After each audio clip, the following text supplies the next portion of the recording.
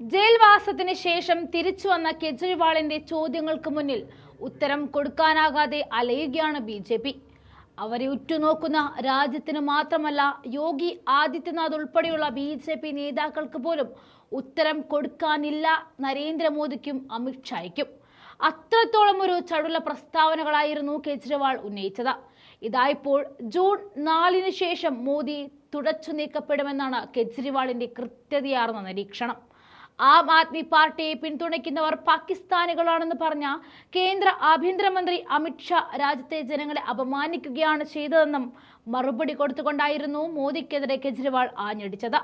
AAPയെ 62 സീറ്റും 56% തന്ന് വിജയിപ്പിച്ച ഡൽഹിക്കാർ പാകിസ്ഥാനികളാണോ എന്ന് വ്യക്തമാക്കണമെന്നും കെജ്രിവാൾ ചോദിച്ചു. നരേന്ദ്രമോദിയുടെ പിൻഗാമി എന്നതിൽ അഭിമാനം കൊള്ളുന്ന അമിത്ഷാ ഡൽഹിയിൽ നടന്ന യോഗത്തിൽ പങ്കെടുത്ത ആളുകളുടെ എണ്ണം 500-ൽ താഴെയായിരുന്നു. 5ാം ഘട്ട പോളിംഗ് അവസാനിച്ചതോടെ ജൂൺ 4 മോദി സർക്കാർ തുടച്ചു നീക്കപ്പെടുമെന്നും ഇന്ത്യ സഖ്യ സർക്കാർ കേന്ദ്രത്തിൽ അധികാരത്തിൽ വരുമെന്നും കൂടുതൽ വ്യക്തമാവുകയാണ്.